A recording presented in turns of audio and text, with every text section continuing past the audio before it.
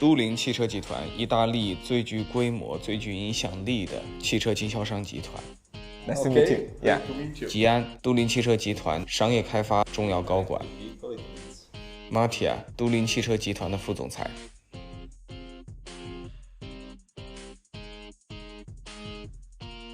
If in 2030 or 2035 in Italy there will be 50% or 70% of the car will be the electric vehicle, maybe at that time your aftermarket sales, service, profits will decrease a lot. What's your attitude about this, and is there any countermeasure in your mind how to cover the loss?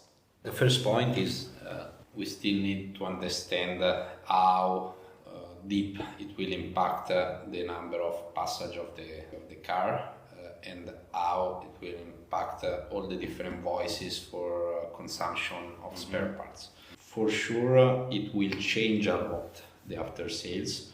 We are already working a lot in provide training for, first of all, make all the people competencies on the BEV, so everybody can touch and work on the BEV with the high tension, high voltage, and all these peculiarity which involve the cars.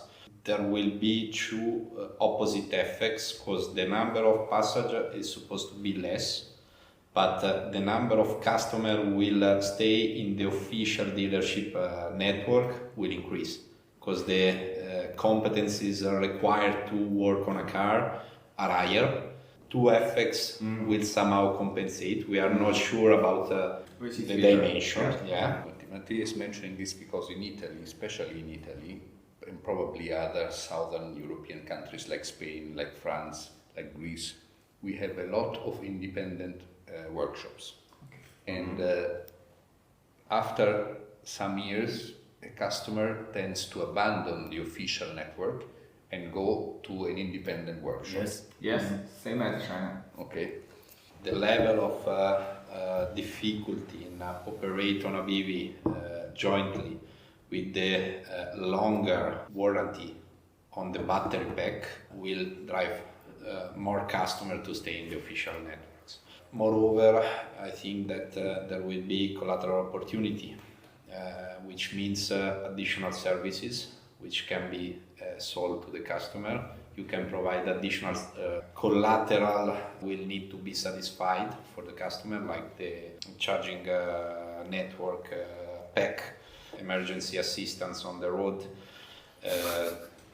Why do you laugh? 我和文翰一定是回忆起了这段时间在欧洲自驾的种种不堪回首的往事。我靠！每次来欧洲都害死我，这个卡太落后了。We could not link to our。还有，但在这里我需要向大家澄清一下，在欧洲开电动车本质上没那么痛苦。我们这个开比亚迪、开 MG4、开 C40， 包括开 AT7， 痛苦的根源1/3呢，是因为我们是外国人，我们的信用卡在这边不好使，当地人没这问题。1/3的原因呢，是我们给自己安排了太多的事情。行程铺得非常的满，又在陌生的环境下工作，还有1/3呢，确实是电动车本质的问题。电动车的续航在长途出行的场景就是比油车要糟糕很多，它的补能速度现在也慢很多。Actually, if you drive a petrol car, you don't have so many emergency time. But if you drive the electric vehicle on the highway, sometimes you can be tough. Yeah. It can be tough. Yeah. Our market will increase in that So Auto Torino is already organized in this respect, and it has an agreement with a service provider who is able to, if you call an emergency because you are out of electricity, Yes.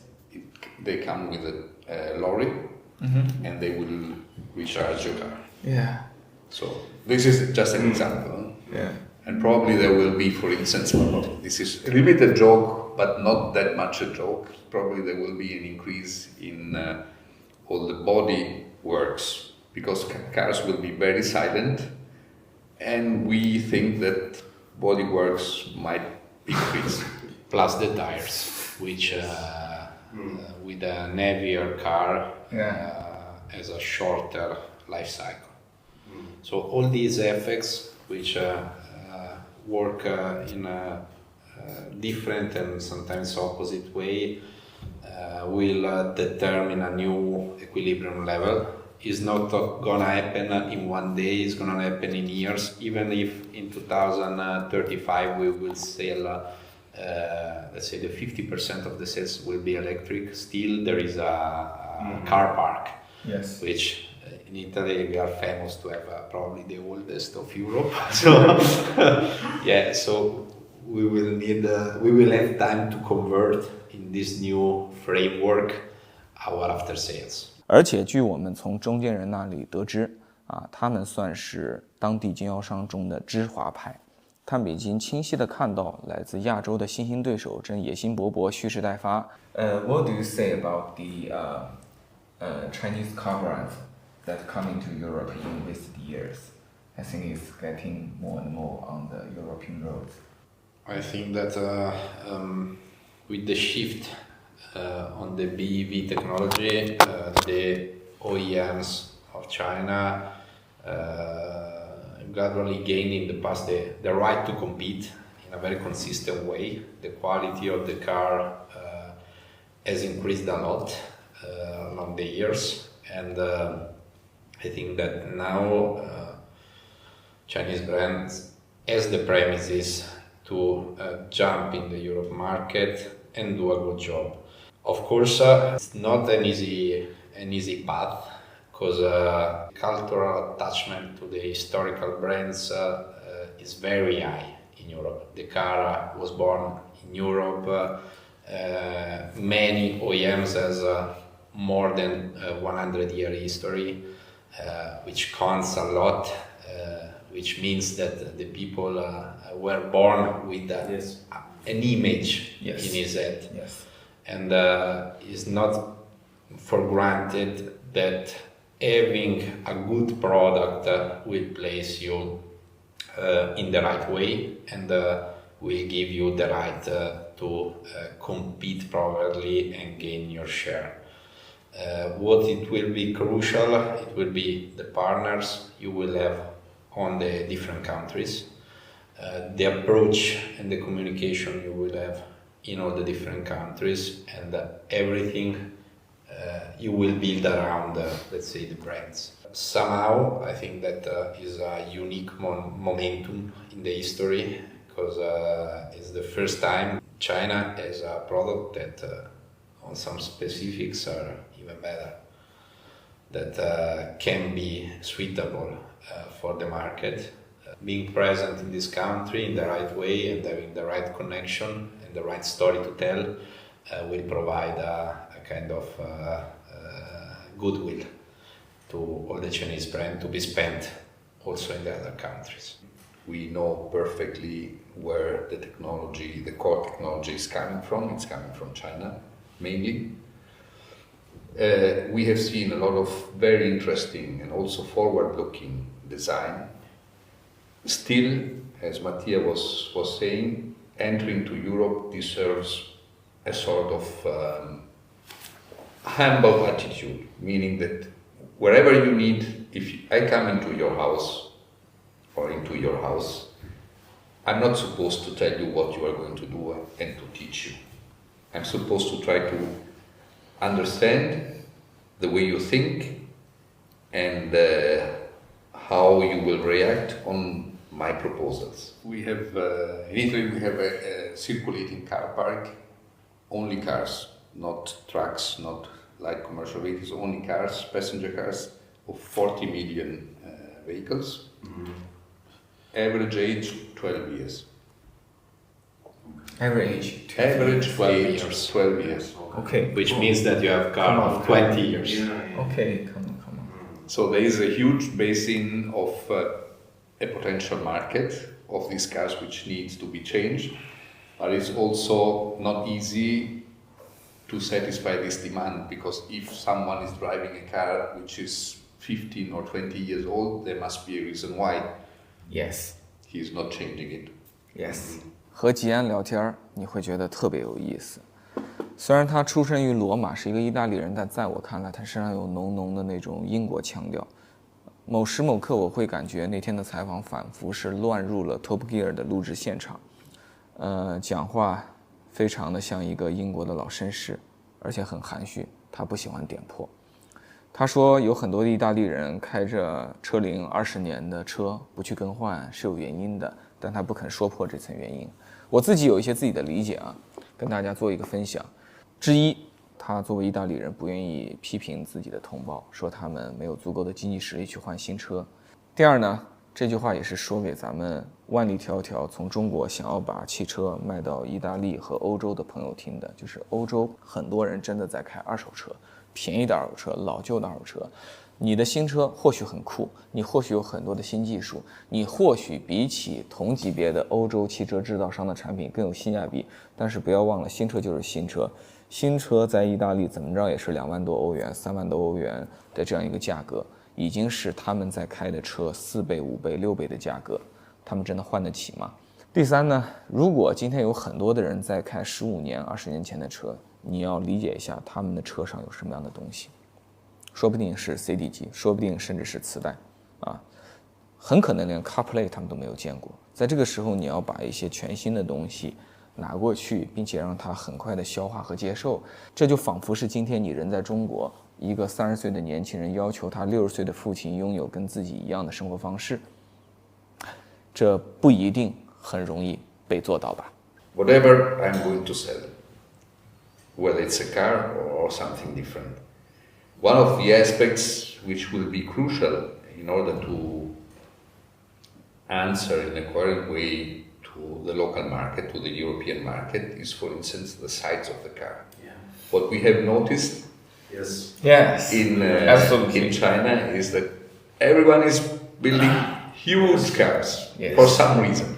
Yeah. Obviously, a huge car has a very interesting contribution margin economically, but there are not so many people who are able to buy it, or not so many people who have even the room where to put this car. You have seen Europe. Yes. You will experience a different situation going to Germany. Why? Because the greater part of the infrastructure in Germany is very recent. It has been reconstructed after the Second World War. Exactly. Not the same in Italy, not the same in France, because the countries, as well. Spain, all the southern countries, because the roads are smaller, they are older, part of the infrastructure is older, the city centers are smaller, you've seen that. So, in this respect, if you want to enter in Europe, you need somehow to bring coherent proposals. 从他的回答中，我们不难发现，他们对我们还是有相当程度的了解的。但我觉得，比起他们对中国电动车的了解，更重要的是，他们展现了他们对欧洲汽车市场的深刻理解。And there is some voice said that the emission regulation is somehow delivered knives to Chinese automotive. What do you think about it? I think that the European regulation has always been very strict. Euro 7, Euro 6 were not easy to be matched. Yeah. At least in a part of Europe, a deep consciousness concerning the environmental protection. So, going to more severe regulations is a direction which, from a political and administrative point of view, you cannot avoid. The fact that all the European OEMs need to catch up, because Chinese products, Chinese OEMs are probably, in most of the cases, 5 to 10 years technologically more advanced, is a fact as well. So it's about competition. But for me, we went to the Torino Automotive Museum, and we saw the heritage of the European cars, especially for the Italian cars. There are so many technologies, heritages in the ICE cars, right? But now the emission regulation, for me, it's somehow it's just like erase all the trophies, all the glorious times. And the memories. Yes, all the memories. And you need to how can I say, embrace a totally new world. And the new world, you need to compete with China very fairly from the very same starting point. Do you think it's fair? Because as a Chinese, I don't think it's fair. I think that it's about the development and the evolution of times. So there's an interesting, very simple example which comes from the past. 100 years ago, 150 years ago, we had guys who were going around in the cities selling ice. Blocks of ice. Yes. You yes. could put in your kitchen. You had Yes. a kind of place where you would put the meat and a piece of ice to keep it cool. Yes. And these guys were called icemen. So when the refrigerators arrived, no one cared about the iceman. The iceman had to invent himself a different job. I don't think it's about being correct or not correct. It's about the evolution of times. IC engines are absolutely fascinating. If you hear The V8, V12, switching on, what an emotion. If you hear a Ferrari or a Lamborghini switching on, what an emotion. An electric engine is not delivering this emotion as long as you don't sit in the car and accelerate, then it's different. But it's the evolution of times. Yeah, I think that related to the being fair or not fair, what was a bit confused somehow in the last years, the last recent years, is not, at least on the press side, not be that focus on the aim of being less polluting, but being more focused on the technology, which means not being that focused on the results, but on the methods. Yeah. Besides that, I think that we would have gone anyway in being more restrictive in the emission, because as Gianleonardo was saying, it happened with the Euro 5, Euro 6, and Euro 7 would have appeared anyway. Being focused on just a technology, which is the BEV1, can be probably a bit more close in terms of vision, because now there are also other different technology which can be environment as good friendly. as the BEV, let's say. Then I think that in the end, who will decide will be the customers, and the customers will be the one which will influence the speed of this. Because even if we put all the restrictions, all the limitations, the people will decide anyway if follow this, if delay the purchase, if adopt different solutions. So the big challenge is to provide something that is usable and at the same time reasonably affordable, which does not necessarily mean the same price, but reasonably similar to the current situation. Otherwise, the risk is really to create two poles of rich and less rich people, which is not the let's say, the best way of managing this transition. And that's why the incentives. It will be very delicate to be managed, this transition, in the next 5 to 10 years. 这段马蒂亚讲的太汽车行业的这个业内话语，我给大家做一个翻译啊。他的意思就是他觉得在欧洲对于电动车这件事儿呢，大家表现得太关注过程而非结果，追求的是形式主义而不是这个事物的本质。如果你搞了一个电动车，只要它是电动的，甭管这车造的好不好，甭管它尺寸大不大，甭管它在制造过程中消耗了多少能源和制造了多少碳排放，甭管它电耗高还是低，它都是绿色的，它都是环保的，都能拿补贴，都符合大趋势、大精神。但是如果你是个燃油车呢，你做再好，你也融合了一些混合动力这种节能减排的技术然后你的这个油耗控制得非常好，空气动力学非常好，但不好意思你就属于老势力，老趋势，属于注定要被历史长河所淘汰的那种产物。某种程度上，电动车是一种这个时代的真正确啊。